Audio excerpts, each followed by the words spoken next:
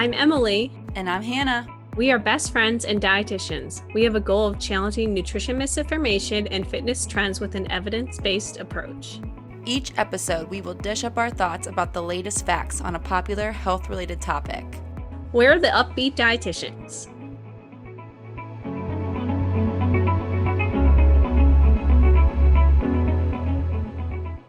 Hello, everyone. Welcome back to another episode of the Up-Beet Dietitians podcast. Hello, everybody. Welcome back to the pod. Today, we are answering a question that at least I get all the time. I'm sure you do too, Emily. Basically asking, if I do this intuitive eating thing, can I expect to lose weight? Or like, what's going to happen to my weight if I do intuitive eating? So we're going to answer that question today. We're going to go through a few different things. We're going to do a quick recap on what intuitive eating is. If you are just jumping into this episode for the first time, we haven't really defined it in a while. So we'll kind of give a quick recap on what even is intuitive eating to kind of help explain the process or the reason behind our answer today. And we'll, of course, answer the question of, can intuitive eating be used for weight loss? And kind of talk about maybe what happens if we do have the intentions of weight loss while doing intuitive eating, and then kind of end with all the different things that maybe will happen to your weight with intuitive eating besides just weight loss, to kind of give a little bit of a spoiler, because it could be one of three things basically. Yeah. So right off the bat, we are going to talk about kind of what intuitive eating is. We reference this all the time, and our intuitive eating episode was like years ago. Honestly, I recommend that you don't listen to it, because I'm sure it's our old podcast personnel. We're a little bit different now. Yeah. We'll have to do a recap or some type of we can call it revisited. I feel like we should do a bunch of those, like revisiting the keto diet, revisiting Haze. Gotta revisit Haze for sure. Yeah, that Haze episode is not whatever you do. Don't go listen to the Haze episode way back when. No, we're much more educated now. Yeah. And have a better idea of what's going on. So intuitive eating is, and there isn't a strict definition, but it's this non-diet approach to health that outlines 10 different principles, and all these different principles were developed by two registered dietitians, Evelyn Tribal. I think it's Tribally. I don't know. Tribally, that's definitely right. Once again, I don't say things out loud, so just read them. Yes, and Elise Resch. Yeah, that works. I'm sorry, Evelyn or Elise, if you're listening to this. I know. I want to have them on the podcast, so hopefully they don't listen to this. Yeah. We love you. Okay. Thank you for all that you do. Yes. And essentially the main premise of this intuitive eating movement and framework is to help people get back in tune with their body's cues to guide their eating, rather than relying on external rules like calorie counting or measuring portion sizes to kind of define how they need to eat and basically drive what they're going to eat every day. And intuitive eating has nothing to do with dieting. Yeah. It's a non-diet approach, anti-diet approach. It's going away kind of from that diet culture world. Which, that said, before we even get into answering the question of, can intuitive eating be used for weight loss, or will you lose weight if you're an intuitive eater? I want to first say that, first of all, if you have temptations to diet and you have desires to lose weight, even if you're in the midst, if you're further along the lines of intuitive eating and you still have those desires, that's totally fine. It's understandable. You're not wrong for wanting to lose weight. It's just the culture we live in, where of course you want to lose weight. Being in a larger body is shame. So of course you want the alternative.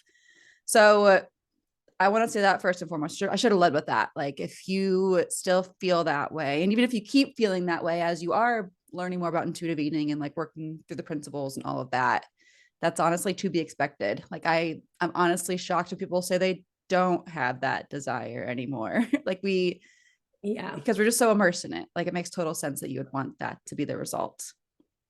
Yes. I think that's why I get the question so much, is because of course it's what everyone wants. It's, when it comes to nutrition, that's probably the number one thing people think of is how can I lose weight? What's my weight going to do with this I don't want to call intuitive eating a diet, of course, but with this approach, what's going to happen to my weight? Yeah. Which let's answer just that. Yes. So I think it's important to note, speaking of like the definition of intuitive eating, it's not a diet. Like Emily said, there is something to do with dieting. And that also means that it's a weight neutral approach, which means that intuitive eaters need to remove the number on the scale from like their main focus and allow it to be, I always say, like the side effect or the outcome, rather than like the main goal we're focusing on. So like your weight, you might lose weight. We'll get to this later, but you might lose weight. But if your main focus is weight loss, that's going to make it really, really tough to get in tune with hunger and fullness and make peace with food and respect your body and all the other principles that are going to be what like actually makes you an intuitive eater, so to speak. Yeah. There's a lot more factors going on, but it's going to be really tough at first because that's what we're kind of taught to focus on all the time. Yeah. And one of the largest issues, like with trying to use intuitive eating as a weight loss approach, is like it takes away those cues that Hannah was talking about. And weight is one of those external factors that we defined kind of earlier that is the biggest difference from intuitive eating, where it's like maybe you focus on like the calorie counting and portion sizes and you're like, oh, my health is not great because I weigh X amount. I'm not going to eat breakfast today because of that. Intuitive eating will focus on those internal cues, and it's a lot easier said than done. It's going to take a lot of time, but one of the biggest things is just kind of removing the two and understanding that like your weight is not. Do we have a weight episode? No, we have. I think it's next week or the week after. We're doing obesity as a disease. Okay. So okay, perfect. So stay tuned then. Yeah. I think Amanda, we also talked about weight a little bit when she came on. So we'll link her episode as well. I think it was called like Is Weight the Problem? Yeah. That was the episode. So we'll link that as well. But the biggest thing is just kind of separating the two. So then let's kind of talk about how actually like weighing yourself might make it a little bit more harder or more difficult to eat intuitively when we're looking at this number on the scale potentially every day. And I kind of gave this example before. If like, say your number is higher than usual, and then you're going to ignore, you're like, oh my gosh, I weigh a little bit more. I need to eat less today. I'm going to ignore my hunger cues. And maybe you're not thinking about it that exact way. You're kind of going about your day, and like in the morning, you have a really bad headache or you have a really hard time focusing. You're like, I'm just going to drink some coffee and push through, when maybe like a banana and toast and like a hard-boiled egg might make you focus and do a little bit better whatever you're doing in the morning. Or on kind of the opposite side of that, maybe like you see the number go up a little bit and then you're like, oh my gosh, nothing I'm doing is worth it. Nothing matters. And then you go binge eat, and then you're pushing past those fullness cues where like you start to kind of feel your stomach feels a little bit fuller. You start to feel a little bit more tired, and you just kind of push past that and you continue to eat in that sense. Yeah. So that's kind of example is like the weight's a little bit higher. Maybe we go the starvation or like binge route. Right. And then we have the other end too, where if the scale is lower, it's going down. You might feel like this is a great thing. You want to celebrate. And so you've earned it, and you're going to eat past fullness because it's a cheat day. You've earned it. You deserve it. All those internal monologues you might be having. Or it could be the opposite. You keep ignoring your hunger and doing this diet because you want that number keep going down. And you feel like if you eat when you're hungry, then you're just going to gain weight, and you should be ignoring your hunger because the diet says you should only eat, I don't know, from 5 to 8 p.m. if you're doing intermittent fasting, for example. So basically, with either of these scenarios, if the scale is up or down and we're using that to determine when and what we should eat, we are tearing down any trust that we have with our internal wisdom telling us when we should eat. So that kind of just all illustrates how using the scale as a determinant of your food choices likely won't be sustainable long term. I say that all the time. Like the scale can't be what tells you what to eat. Neither No. should like my Fitness Pal or I don't know, what's another diet tool. I don't know, things like that. Maybe like A smartwatches. smart, yeah, it's a good one. Like how many calories you've burned, you want to counteract that. Like those are all external things. Like Emily said, external sources that we're using, and they likely won't match up with your internal cues. And that can lead to just a whole lot of confusion. Yeah. They don't know what your physical activity levels are like. Maybe the watch does a little bit, but we've already talked about the watch. When did we talk about that? We definitely had That a was a while fitness ago. tracker episode. We'll link that as well. But those aren't that accurate. It doesn't know kind of like what you have going on. Maybe you're like really kind of more staying at home that day. Maybe you're on the run and you have to go between places. These different factors don't take that into account. So like they're going to give you kind of one number. Like the weight is not trying to tell you anything besides what your mass is that day. Right. It's not trying to persuade you to do anything, but like the calorie amounts and like the watch, those might have a little bit more influence there. Definitely the calorie counting. Exactly. If we shouldn't be focusing on weight, you're like, yeah, okay, I get it, whatever. We'll stop weighing ourselves. Great. You might still be wondering, like, what's going to happen to my weight when I start incorporating this intuitive eating framework? There's basically 3 scenarios, or kind of a combination of any of them, really. But we could have weight gain, weight loss, or weight maintenance. We're going to kind of describe how and when each of these might happen. We did recently repost the throwback episode on set point weight theory. So go give that a listen or listen to the OG episode way back when. It's the same thing either way. But that could help describe kind of how our bodies tend to navigate or migrate to the set point weight, whether it's above or below wherever it's at from dieting. We'll use that phrase set point weight as we're describing these scenarios. So if you're like, what is that? Go listen to that episode. Yes. So let's talk about the first potential outcome, which is weight gain, which people always, the thought of weight gain can be really scary. Feeling that out of control, that's kind of what a lot of people are trying to avoid.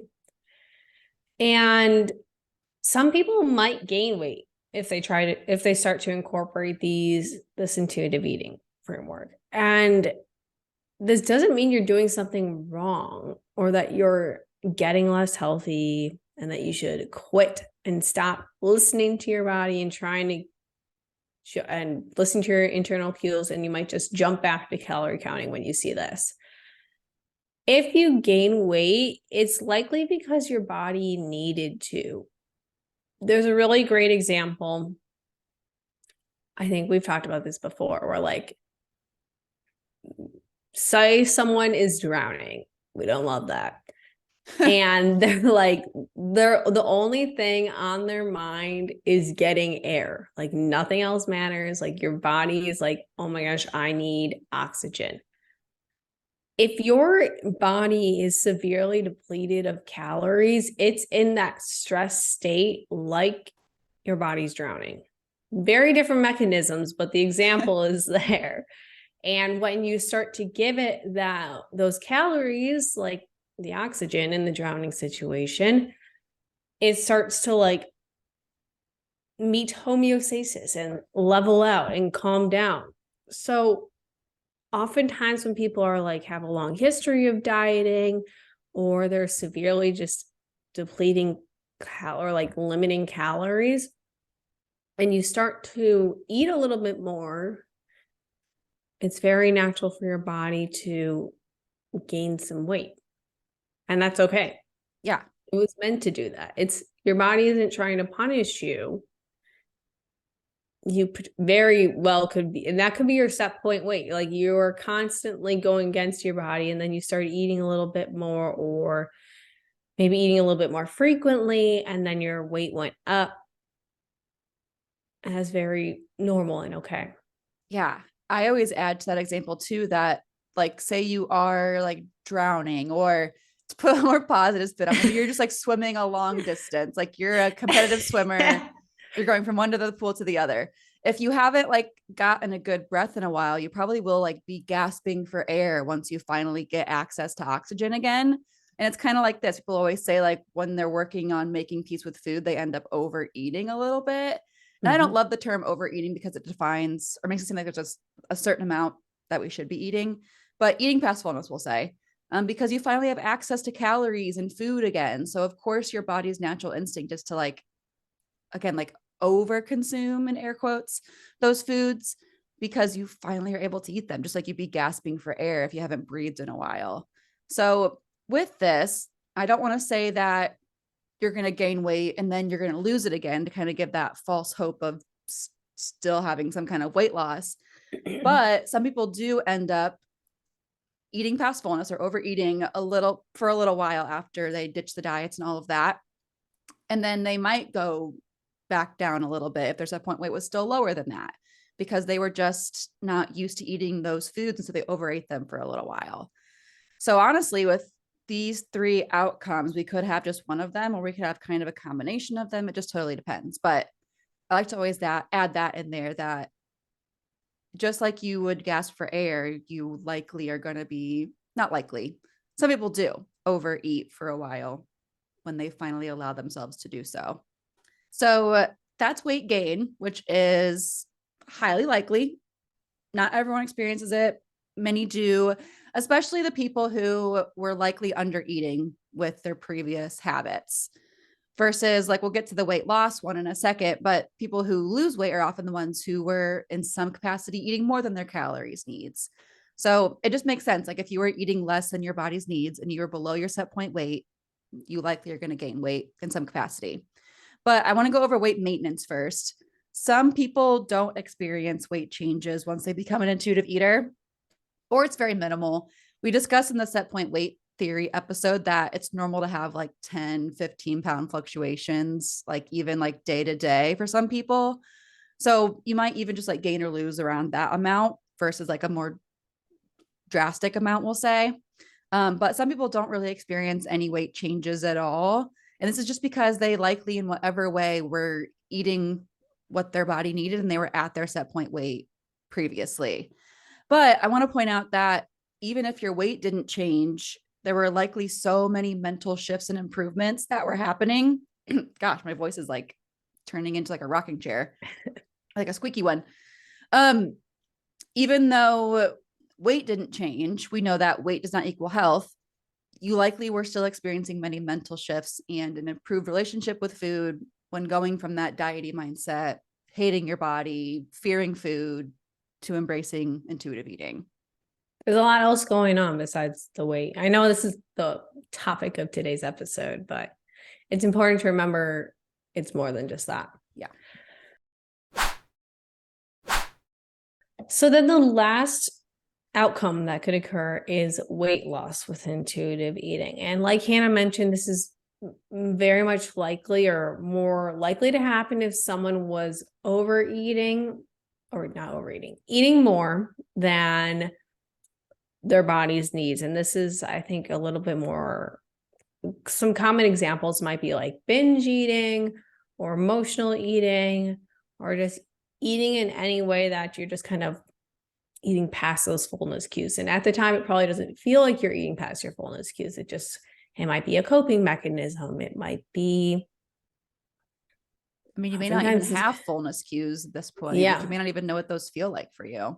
Yeah. So you're just kind of eating a little bit more. So then, and let's say that like someone does lose weight while incorporating intuitive eating, that doesn't mean that it was the goal. Like Hannah said, weight is more of a side effect or how it might change. And this might be just kind of part of your intuitive eating journey to understand kind of where are my fullness cues? What does a hunger cue even feel like? And this isn't to say that intuitive eating will tell you like how much you need to eat every single day, because that just kind of brings us back to that diet culture mindset of you are a robot and you need this many calories every single day. It'll just kind of help you gauge what a hunger and fullness cue feel like. which a lot of people don't experience. So it could potentially happen. And sometimes, like, maybe you stop eating as much because you're trying to gauge these cues, but then sometimes maybe you'll go back to your old behaviors because that's what was comfortable to you. Like maybe a stressful event comes up or something at work happens, and then you end up eating a little bit more. And then your weight might fluctuate. So basically, if anyone ever, like if you see a YouTube thumbnail, I see this all the time, that says, here's how I used intuitive eating to lose 30 pounds, like run far away. No one should ever be using intuitive eating to sell weight loss because, like we said, it's a weight neutral approach and you might lose weight with it. But if you're using it to sell weight loss, it's still a diet. Yes. They're adding some type of diet rules into that. There's no way. And it like is promising that you're going to lose weight too if you eat like them, which of course is not the case. Like even if they are eating intuitively, however that is for them, and they lost weight, that doesn't mean that if you too eat intuitively, likely by their definition, which may not be your definition, that you're going to lose weight too. So basically, if you see weight loss promise from intuitive eating, just run far away from that because it may happen, but it also likely could not. Yeah. Boo. Scary stuff. Scary stuff on the internet. It just stinks because we finally get something that like is what we're supposed, I don't want to say supposed, but what we are born to do. Like we're born intuitive eaters. And then of course diet culture just takes it and like rips it and shifts it and all of that. It's kind of like when people in a small body like mine are trying to like take over the fat liberation kind of thing. Like it's just not the right people talking about it. Like it's great. Like I do talk about these things, because I try to, but I should not be like the main voice you're listening to when it comes to fat liberation and all of that kind of stuff. Yeah. Yeah. Well, that's actually another good segue. Look at us. We're just so just natural podcast at this point. I don't want to go too much into this, although I have like 4 huge paragraphs on it written on our outline. I was gonna say, like, you might at this point be asking, I get this all the time. Like I've described our whole spiel of what we just said, and they're like, well, I need to lose weight for health reasons though. So if you're saying that, if you've heard all of our thoughts so far and you're like, I got to lose weight for health reasons, is intuitive eating a good fit for me if that's the case? We want to go over a few things there. But like we said, we're going to go over this, I think, a lot more in detail next week, talking about obesity as a disease, if it even is one, TBD on that. But to briefly, we'll say, hopefully answer this question of like, what if I have to lose weight for health reasons? We've already kind of answered it, I guess. Contrary to popular belief, weight is not a good indicator of health. I know that's, if you haven't heard this before, like you might be shell shocked right now, but weight is not a good indicator of health. There is no evidence that shows that being at a higher weight causes conditions like heart disease, diabetes, or cancer, which again, like that might be blowing your mind and you might be like very skeptical and trying to like leave this episode because we're quacks because you've likely heard so many times that like diabetes is caused by being at a higher weight. Heart disease is caused by being at a higher weight. But the word cause is kind of the key word there. There's nothing that shows that A equals B or A causes B, like weight causes diabetes.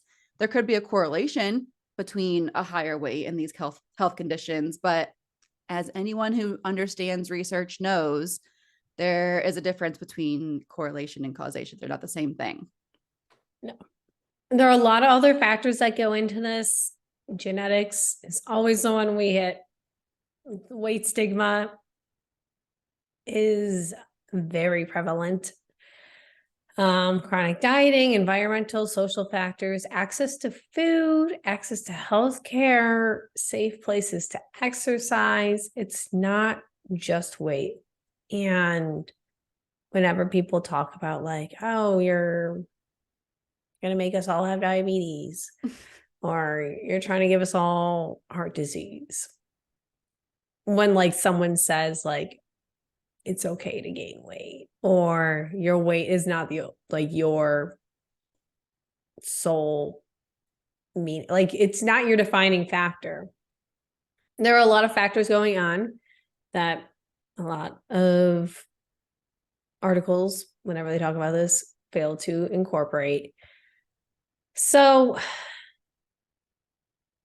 I don't know how much I want to go into this because I know we're going to talk about it next week. Yeah. But I feel like the overall message is weight is not a good indicator of health. And we could leave it at that. And then you might have to stick back around. I think we should. We've got a lot more thoughts, like literally our outline we always have for our episode. We take little notes, and I took a lot of notes on this. Yes. Yeah, we'll talk more about like weight stigma and how maybe that is the bigger issue versus like obesity epidemic. Obesity is disease. We'll explain all those things next week. So tune in then. The biggest thing here we want to say, if you do have the question of, I know that intuitive eating shouldn't be used for weight loss. I heard all that you said, but like I need to lose weight for health reasons. That's not a thing. Like you can be very healthy without losing weight. And also you don't owe anybody health. Like you don't. No. It's okay if you're not healthy. Like that's fine. Like, yeah. I say this all the time too. Like your body is not this project you have to like constantly be working on. And a lot of things are out of your control too. Like if you have an autoimmune disease, like sure, there's certain things you could maybe possibly do to help with that. But a lot of times these things are largely out of your control and you're not a better or worse person if you are more or less healthy, so to speak.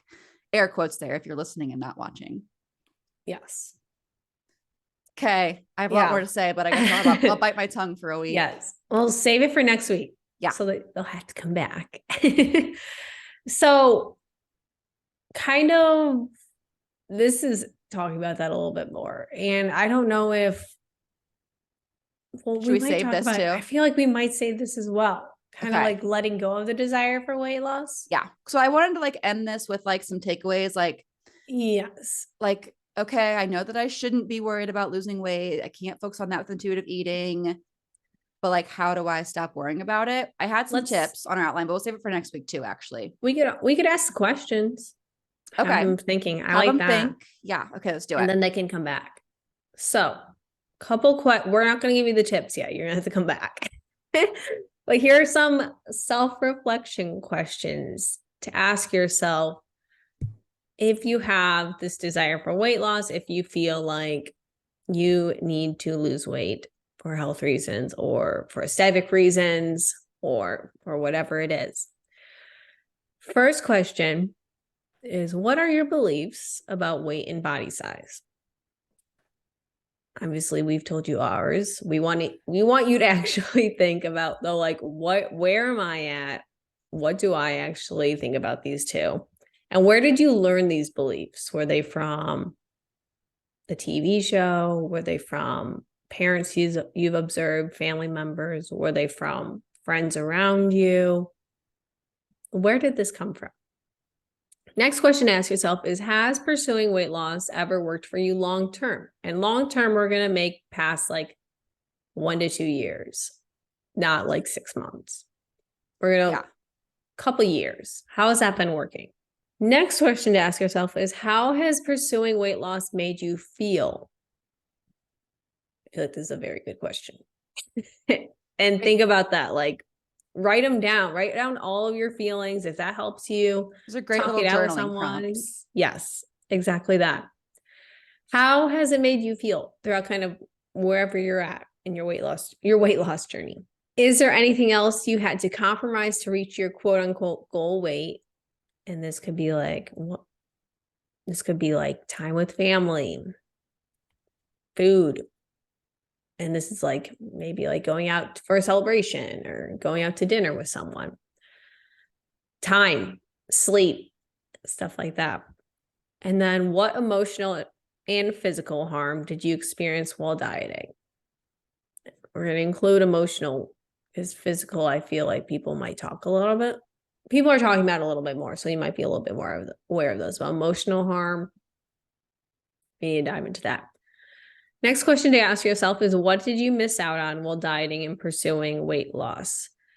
This kind of can go back to the compromise question, but missing out could be more than just like the dinners and celebrations. It could be your mental health, maybe like happiness, stuff like that. Plenty of sleep.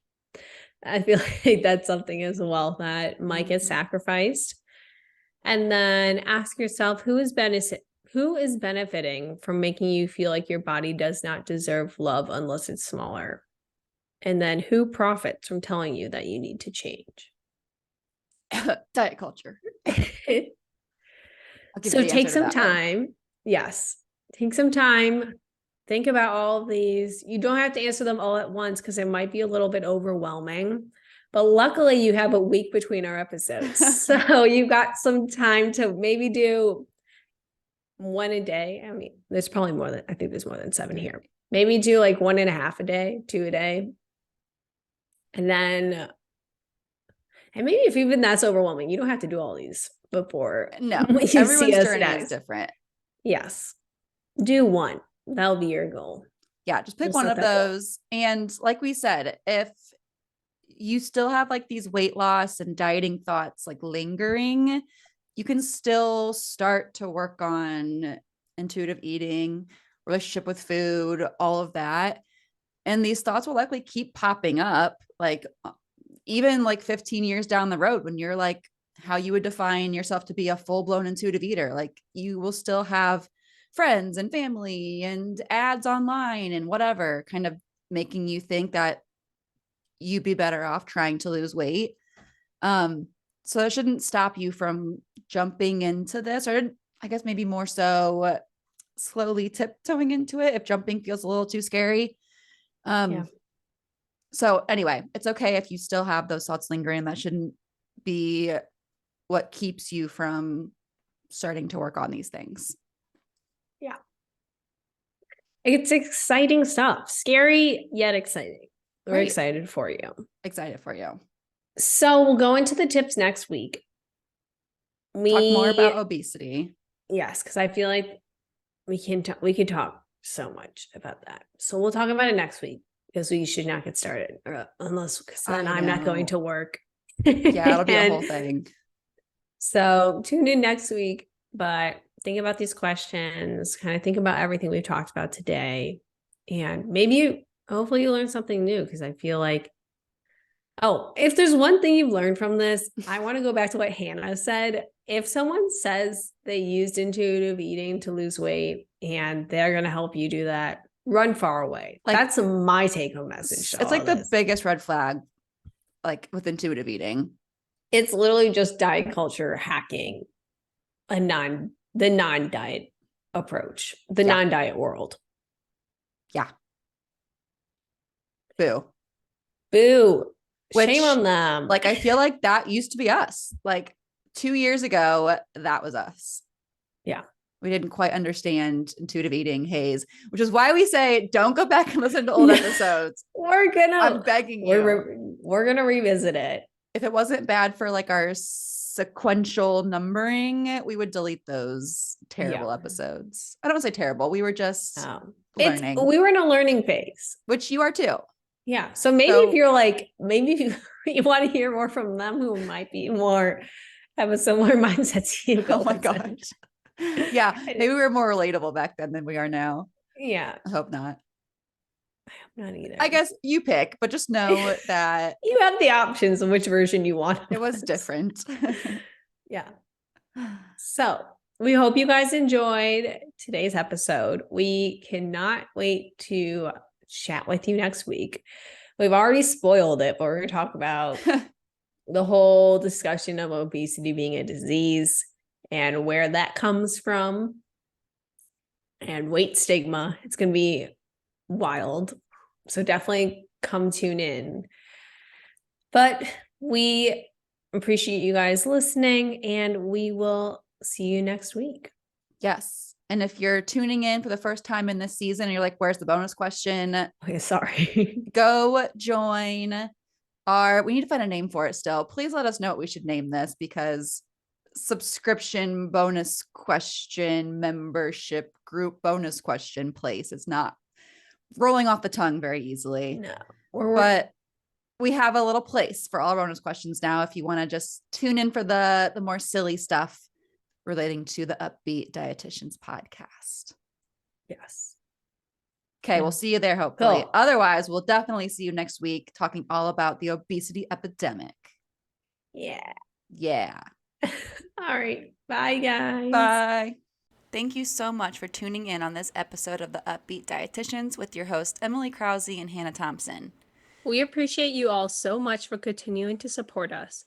In order to support us and sustain the success of this podcast, please subscribe and leave a rating and review. If you'd like to provide us feedback for future episodes and guest stars, follow us on Instagram at the Up-Beet Dietitians. Lastly, you can show us support by providing a monthly donation using the link at the end of our bio.